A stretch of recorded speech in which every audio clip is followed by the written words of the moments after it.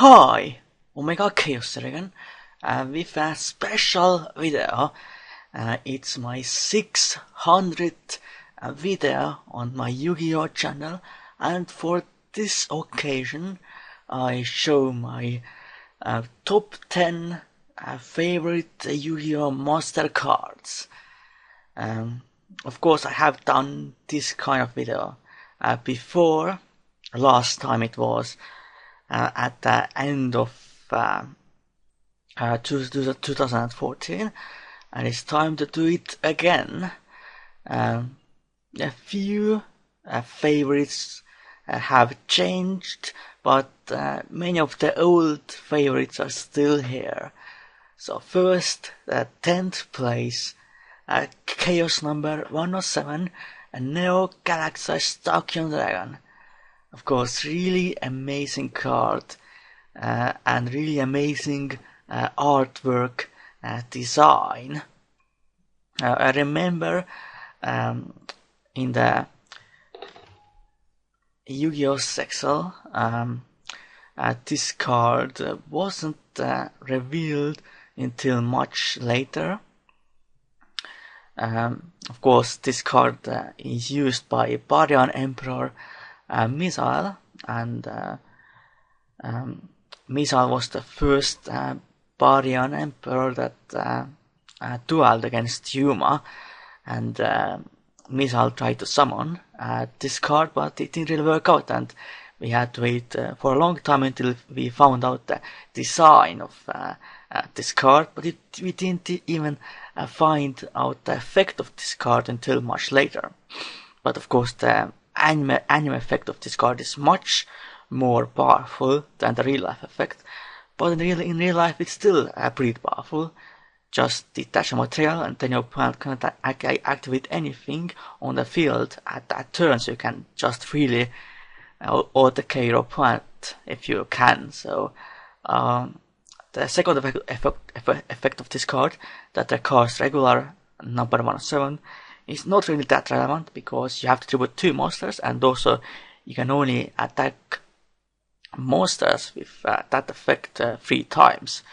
If it would have been able to attack directly as well, the second effect would have been much more usable. But still, I really like this card, and that's why I run a deck like my new rank up Tachyon Dragon deck, or even rank up Galaxies. So yeah. So next card, 9th place, is Oda's Rebellion Dragon. I definitely had to have something in this top 10 that was from the Oda's Magician deck, and this is definitely my favorite Oda's monster. It's a Pendulum Xyz monster, and it's pretty much the only one. I don't know if there will be even more of them, probably not, but we'll see, I guess. It has a very powerful effect, but of course it has to have an Xyz monster for that under it, so at least you have to use Xyz monster for it to summon it. And of course the main way to summon it is with Xianke Magician, which turns, so you can summon an Xyz monster using Xyz monster, so definitely really nice. The first appearance of this card in the anime was, of course, really amazing. So yeah. Then Crystal Wing Synchro Dragon. Of course, the upgrade of Clear Wing Synchro Dragon. Of course, really amazing artwork design. Definitely reminds me of Shooting Star Dragon in some ways, just like Clear Wing Synchro Dragon reminds me of Stardust Dragon. It has pretty amazing effect. It's not that hard to summon. You can summon it in so many decks, for example like Synchrons, Dragonities, of course Speedroids and all that. So yeah, I don't think there's nothing more to say about this card, just really nice, and I really like this card quite a lot. Then of course one of my old favorites, Stardust Dragon Assault Mode. Yeah, I have been playing with this card since 2009. And of course, it indicates pretty much anything you want by tributing it, and then it comes back in the end phase. So, of course, you have to use Assault Activate to summon it by tributing your Stardust Dragon. So yeah, unfortunately, it's not as good as it was before, because it's just so easy to get around. And of course, because of the tribute itself, your opponent can just freely auto KO if you don't have anything else to protect you. So that's definitely one of this card's weaknesses. But still, I really like how it's like a really upgraded Stardust Dragon, but still keeps the aesthetics of regular Stardust Dragon. So yeah, I really like this card. Too bad it wasn't really used in the anime. It was only in that special non-canon episode, but still very nice for sure. Although it's not, I don't like it as much anymore as I liked it before. Just there have been so many other cards released since that time. Then, Chaos number 69, Heraldic Guest of Horror. I have used the Heraldic Beast since 2013, and this is definitely, I guess, the boss master of that deck. And it has, of course, 4,000 attack, which is pretty remarkable, especially considering at the time it was released, and like many even thought that maybe it was going to be too much, that you can just summon 4,000 attack beater just by ranking up any rank 4, but of course it is a very balanced card for sure, because even it's just a beater, it doesn't really have many amazing effects, but still I really like this card because it's very usable in Heraldic Beast. And of course, there have been so many funny moments with this card when your opponent attacks when this card is on the field, and then of course their whole field gets destroyed for no reason, because they were just too dumb to not read this card. So yeah, that's why I really like this card so much. And of course, it can be revived if Heraldic Beast Unicorn as well. And of course, because Tron is one of my favorite characters from Yu-Gi-Oh! Sexal, although Tron never actually used this card. It was summoned by Dark Mist. Then, of course, Raid Raptor Ultimate Falcon. Of course, ranked 10 Exis monster, and definitely very powerful. Pretty much the ultimate boss monster of Raid Raptors, and it's pretty much almost invincible. A 3,500 attack, and it is unaffected by all other card effects, which means the only way to get rid of it is to, of course, have higher attack than this card, or tribute it as a cost, for example, with a Kaiju or something like that. And then you can revive it with something like Skip Force anyway. So yeah, it's definitely that's the reason why so many Raider dualists just focus on this card. Although I think that's a mistake. You can't just rely on this card completely, considering it's not that hard to actually get rid of it nowadays in the meta decks, because Monarchs can get rid of it with the Fiat spell, and Cosmo can get rid of it with the Dark Planet. But still, definitely a really nice card. I just like it a lot. Then, Dark Requiem Exis Dragon.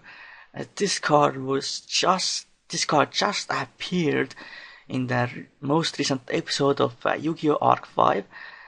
I kinda was thinking whether I should include this card in this top 10 or not, considering that the real life version hasn't been revealed yet. Yeah, it's probably going to get released in Invasion of Venom. I'm not sure if it's going to be a cover card or not, because the name of that set kind of suggests that Star Venom Fusion Dragon is going to be the cover card, but we will see, I guess. Of course, I have been voting a real upgrade of Dark Repellion Exist Dragon for a while.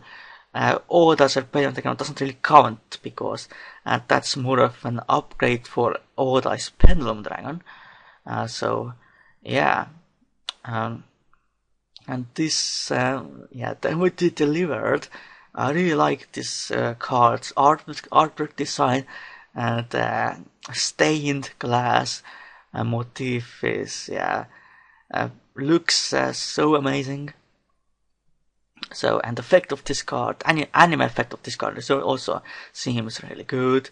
The first effect is pretty much like Dark Storm, the Chaos number 96, and the second effect is like Stardust Dragon, but you also revive Xyz monster. We will see what the real life card will do. Hopefully it's going to be even better, but we'll see. The rank magic used to summon it also seems pretty nice. So yeah, I really love this card already. Nothing more to say. And of course, Yuto is my favorite character from Yu-Gi-Oh! Exile. Then, of course, third place, Shooting Quasar Dragon. Of course, the last ace monster of Yusei Fudo from the Yu-Gi-Oh! 5D series. Of course, when this card first appeared in Yu-Gi-Oh! 5Ds, I was, so amazed by this card. Of course, the real life version of this card it has a really powerful effect as well. It can attack pretty much twice if we don't use more Synchro Monsters for it. And of course, they can negate anything as well, just like Stardust Dragon Assault mode. So, yeah, and it also floats to a regular shooting star if it's removed from the field. So, all around, very powerful card, pretty easy to summon in something like Synchrons. But of course, it's again not as good as it used to be. But I still really love this card for sure. Of course, its design is still really amazing as well. So yeah.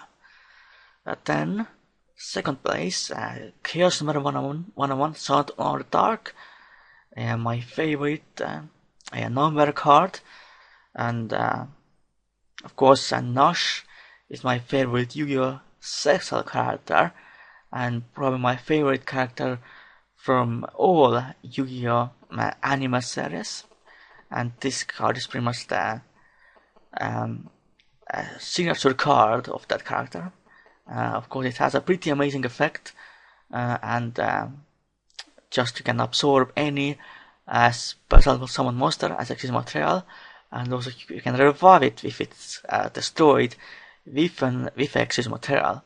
So yeah, pretty nice, but of course it has been pretty outclassed by many other cards, but still I really like this card quite a lot, and that's why it's in second place. And then of course now the first place is still of course High Press Supremacy. Yeah, this still hasn't changed despite me not even owning this card in real life. I'm still planning to build Prophecy in real life, but there hasn't been much point in doing it so far. Many of the cards still haven't been reprinted.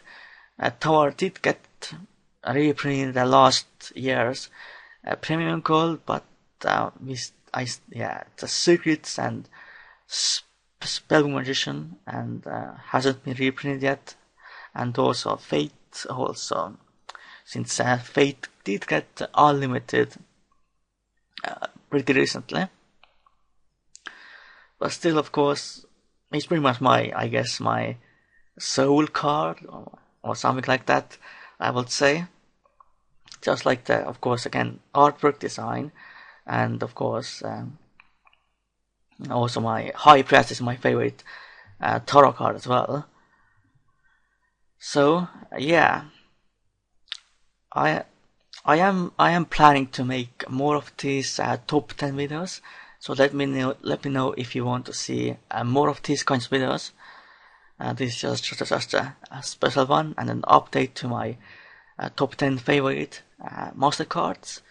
So the next top 10 video I'm planning to do is my top 10 favorite characters from all Yu-Gi-Oh anime series. So look forward to that. So I hope you enjoyed this video. For now, goodbye and Omega Khaos out.